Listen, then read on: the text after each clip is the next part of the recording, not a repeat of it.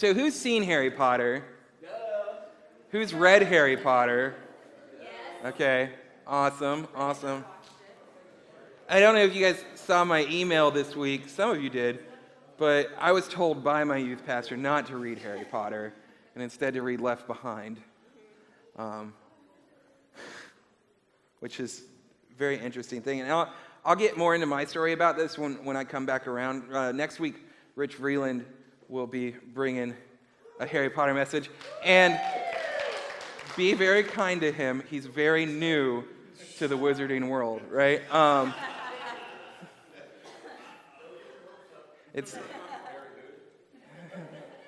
But so many of us are really familiar with this story, but I wanted to talk about the story a little bit. Our story begins with these many mysteries of things going on, and there's a conversation happening between these two characters, but there's a boy, and he's been orphaned by the terrible murder of his two parents. He's been separated from those that he loved, and now he's going to be separated from the world he was supposed to grow up in, to be a part of. And he's taken in by a bitter aunt and a mean-spirited uncle. And for 10 years, they raise him as their servant, forcing him to live in a cupboard under the stairs, right? And for those of you who don't know, Harry Potter's set in England, and cupboard means closet, right? But a cupboard under the stairs. And there's something different about this boy. He feels it and he knows it, but he just goes on in this really sad existence of being beat up by his cousin, who's just terrible, right? Like his cousin Dudley, and his Aunt Vernon, or Uncle Vernon and Aunt Petunia just being mean to him day in, day out. And he grows up like this until all of a sudden these letters start coming in the mail for him, right? These letters come in the mail, and his kind of evil family, like the wicked stepmother of this story, right? They keep destroying his letters. They keep tearing them up and burning them. And he's never seen anything be mailed or addressed to him before. He always wears Dudley's old clothes. He always gets the hand-me-downs of everything. And so something coming to him, he wants it. He wants this letter. He needs this letter. And they just keep coming. They come to the point that at some point, there's hundreds and hundreds of letters coming every day. And in the world of Harry Potter, those letters are delivered by owls, right? So owls are sitting out there looking at the house, staring at the house. I saw an owl last night. How many of you have owls in your backyard, right? Owls are really cool and creepy creatures at the same time, right? When they do that turn your head all the way around thing, I'm like, woo. But all of those owls just staring at this house, all these letters coming in, and his uncle starts nailing boards to the door so that the mail can't get through the slot. And then all of a sudden he's just like, screw this, let's leave, let's go, let's get out of here. And he takes them to a hotel, and then they go from the hotel to an island where it's not even really an island. They just call it a rock in the sea with a shack on it, right? He's hiding out here because he doesn't want Harry to get his letter. He doesn't want to have this boy that he's used as a servant to go away. And so while they're sitting there, it's dark and it's stormy, and it's Harry's birthday, right? And he's sleeping on the floor like he's always doing, and it's his birthday. It's his 11th birthday, and it's stormy, and the sea's raging all around this shack in this rock in the middle of the ocean. And then all of a sudden, the door bursts open, and there's a man who's come to the island, right? And he's giant. He's huge. He's got a big scruffy beard. And his name is Hagrid. The man has been sent by Professor Dumbledore to young Mr. Potter for the school that he's supposed to attend called Hogwarts, right? And so there's this argument that goes back and forth and that, but like Harry finally finds out that there is something different about him, that he's a wizard, right? We all love that part in the movie where he's like, "You're a wizard, Harry." And you've seen the parodies where it's like, "You're a lizard, Harry," or like, anyway. So Harry's been invited into this new world, and he's going to this school, and he knows nothing about his family. He knows nothing about this world. He knows nothing about who he is, and he goes to a place called Diagon Alley, right? Not diagonally. If you're using flu powder, you'll end up somewhere else, right? God, I'm trying really hard not to nerd out, but y'all, I love these stories. But I think this is interesting. We got a quote from the book here. The people hurrying by didn't glance at it. Their eyes slid from the big book shop on one side to the road, to the record shop on the other. As if they couldn't see the leaky cauldron at all. In fact, Harry had the most peculiar feeling that only he and Hagrid could see it, right? So Harry's invited in this world where it's special knowledge and just the ability to pay attention, right, allows people to see things that have always been there. And so Hagrid taps on these bricks and he's able to get all the stuff that he wants. And Harry enters into a world that he always thought existed, but he'd never known how to see it before. That something about this is new to him, and there's been an unstoppable invitation trying to come and invite him into that world, right? A world of wonder revealed if one had the knowledge and the willingness to see it, right? There's literally an unstoppable invitation. I love when the letters just pour through the door in the movie, right? And our world's kind of like that too, in some ways. Yeah, we're not going to be able to do magic, or we're not going to actually go to Hogwarts. But our world's a little bit like the world of Hogwarts. Harry's letter from Hogwarts he received was the first that had ever respected him. It was addressed to Mr. H. Potter, who lives in the cupboard under the stairs, right? But even more than that, it was something that was his own, something that was being sent to him. In our world, God's always sought to show us the same care and respect, right?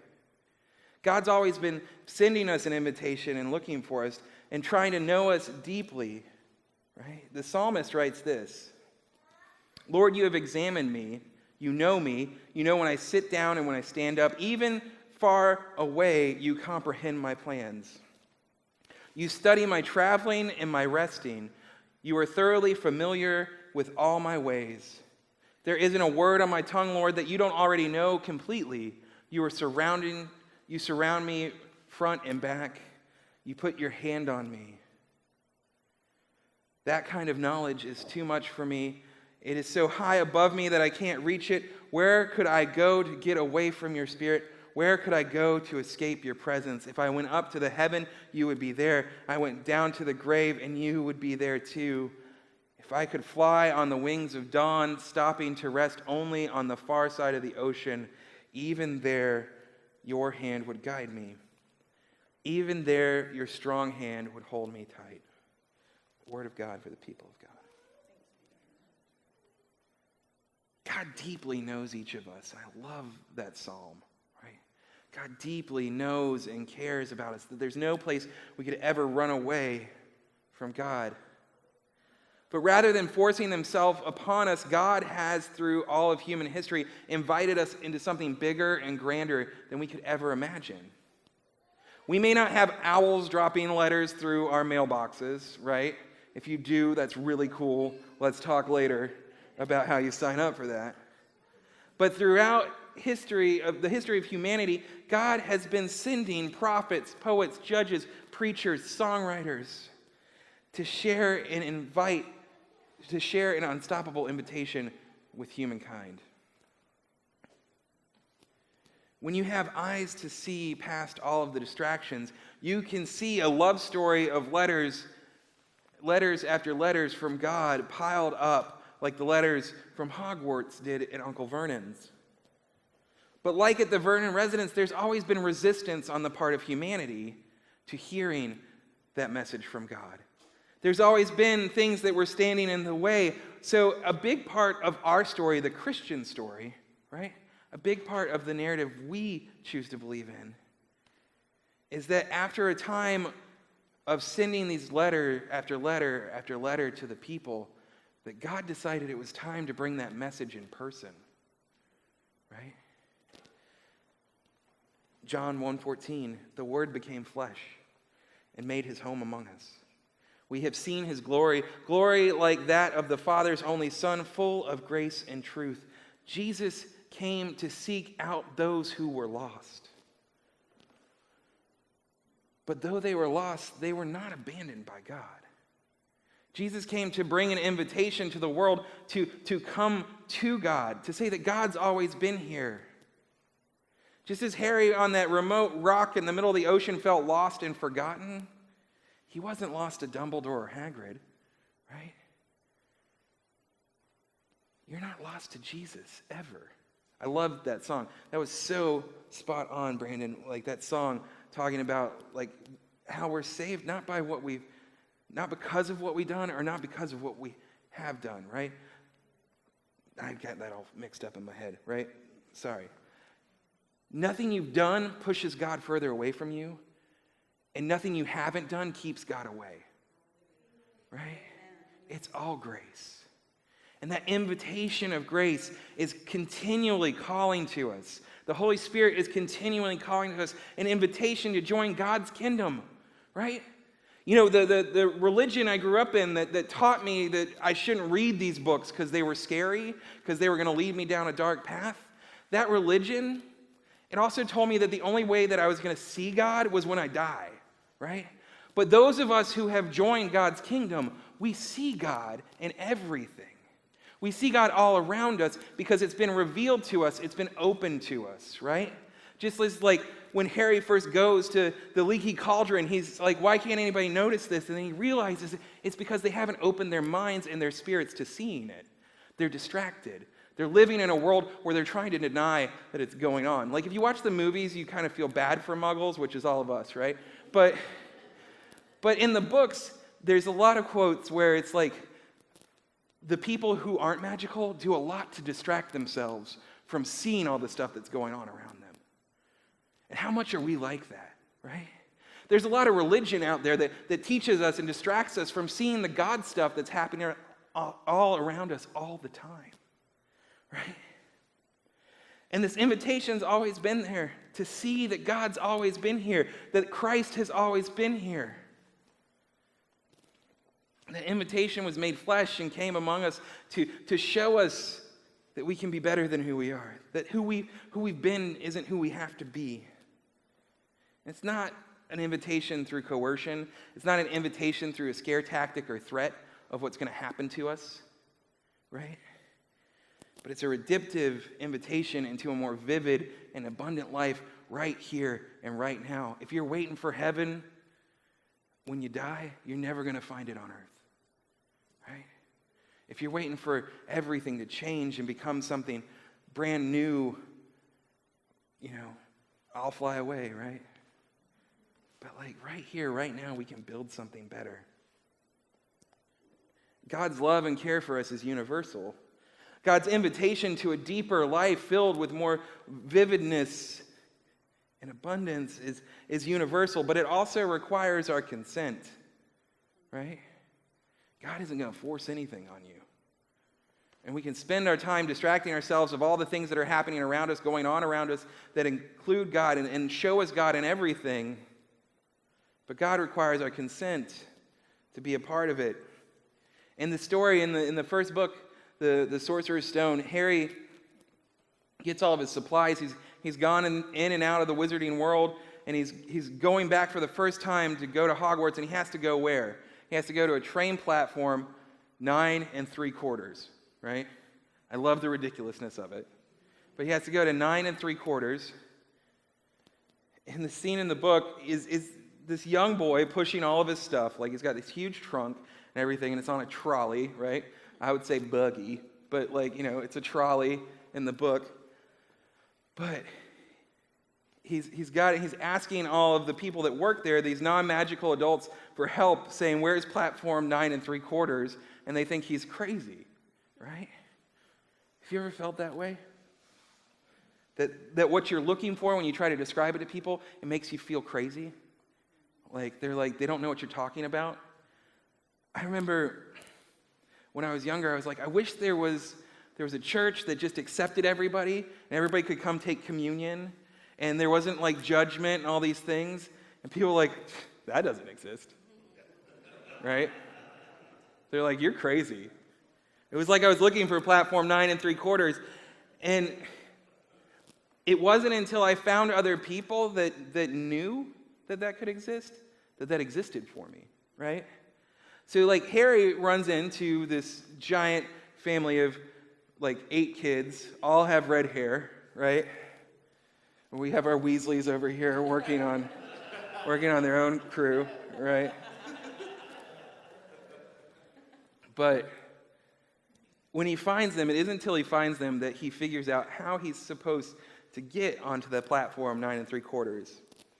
Mrs. Weasley said this to Harry: "All you have to do is walk straight at the barrier platforms between 9 and 10. Best to do it at a bit of a run if you're nervous," right? All you have to do is walk straight through a wall, right? It doesn't make sense. But how much is that like becoming a follower of Christ, right? It doesn't make sense, but it's real, right?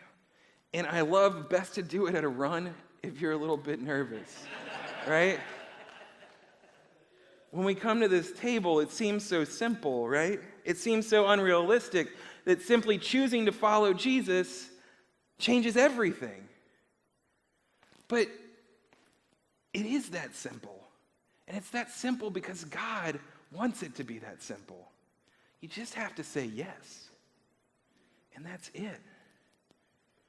Choosing to be a part of this family, this kingdom, would be all that it takes. There's no magic spells, no magic words. There's no great show of contrition, right? You don't have to beat yourself with a whip and say, "Oh, I'm such a bad and terrible person." God never required that. People require that. Religion requires that. You don't have to fill out a card that says, "On this date, I did this and did that, and now I've just signed it all to Jesus." Like, there's no contract. It's just following Jesus, right?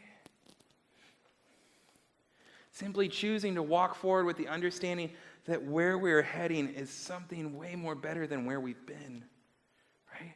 That faith that it's going to work out and become something more than what it is right now. The kind of faith it takes to run with all of your school supplies straight at a wall, right? Not knowing whether or not it's going to work out, but having faith to choose that it will. That's why I love these books. That's why I wish that people hadn't been so afraid of them when I was younger, so that I could have grown up with these books. But I love them because there's so much faith in them. There's so much choosing to believe in a world where good can triumph, where justice, even though it may not work out right in the order that we want, that justice, that arc of justice can bend so slightly until it finally makes its way around.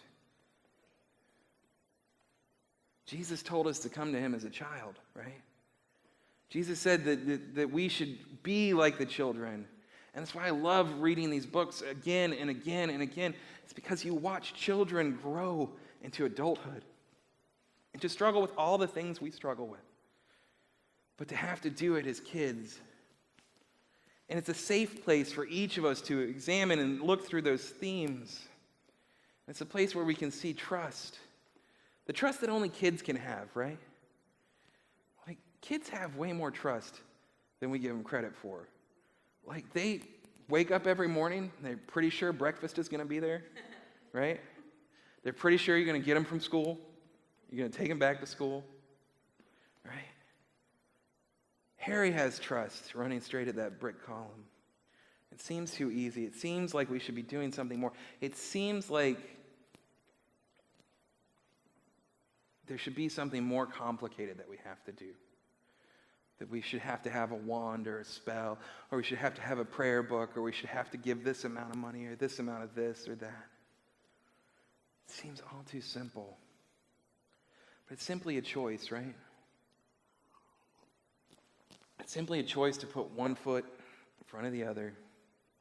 In doing so, our story becomes a part of God's grander story, right?